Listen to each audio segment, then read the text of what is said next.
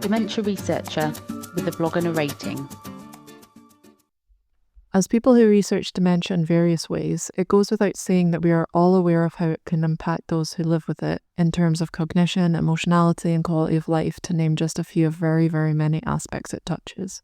However, an under-researched topic area which is requiring of more targeted attention due to increasing social concern is that of financial exploitation and scam susceptibility. I'll be the first to say that up until a couple of years ago, this isn't something I had given much thought. Both of my grands lived with dementia, but at the time the internet was just gaining traction and nothing like what we know today. And phone access for them both was tied to being geographically at their home or in their nursing home. In short, the risk for financial exploitation was there, but the avenues around which it could occur were limited compared to today, although that's not to say it couldn't have happened back then, of course. As a researcher, it wasn't that I had my head in the sand about it, but rather that dementia is such a big topic and it touches every facet of life, which can be a lot to keep up with.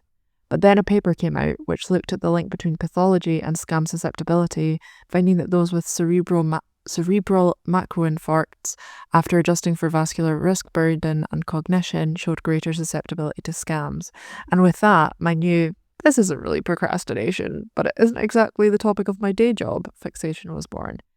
I tried to go down a bit of a paper rabbit hole, but it turned out that it was more lacking in research than I first thought, and what there was reflected this link between pathology or anatomy or a link to incident dementia or MCI. As I alluded to earlier in this blog post, technological advancements have taken scams from a place of relative simplicity, face-to-face or via landline phone for example, to something far more sophisticated as technology has advanced.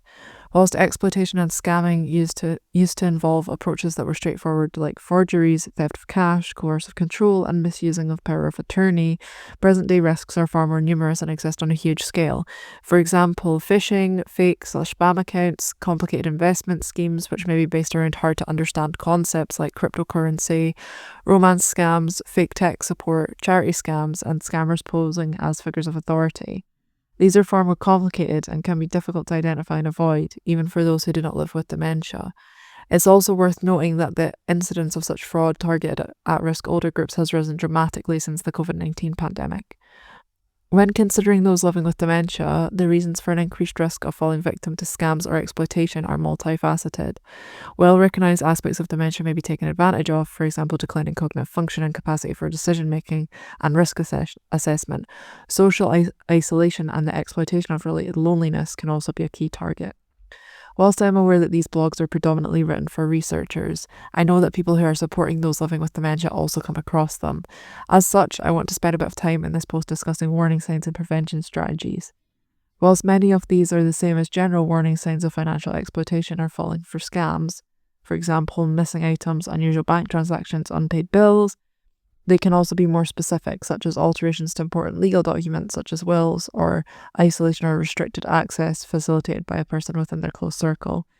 In terms of how to prevent such occurrences, vigilance is key and strategies for prevention should be considered as early as possible and may involve legal powers such as power of attorney. Family members, caregivers and other healthcare professionals are crucial to the recognition of unusual behaviours, and trusted individuals at financial institutions, such as financial advisors, can help with all aspects of finance around dementia, including strategies for early identification of any related issues. For some non-exhaustive further reading, Alzheimer's Society have some blog posts on the topic, including ways to spot financial scams and real stories from people living with dementia who have been targeted by scammers. They also have a support line which can provide general support for those living with dementia and their families. An array of UK-focused resources are also provided at the end of an excellent blog linked here. Most banks will also have information regarding dementia-friendly banking or should be able to provide that on request. When researching for this blog, I also found out about banking options such as Sibstar, a partnership with Alzheimer's Society and MasterCard for those living with dementia. Financial exploitation and scam susceptibility affecting people living with dementia is a problem which, aside from the theft of financial resources, can have an extreme effect on psychological well-being. The cruel nature of dementia results in impairment in cognitive processes which enable identification and appropriate decision-making when confronted with such risks.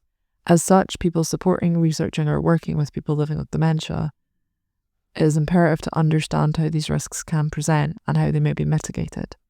Whilst this blog isn't exhaustive and this specific topic isn't my specialism, rather a topic I feel passionate about, I hope that it provides an introduction to the topic which raises awareness and points to some resources which may be useful.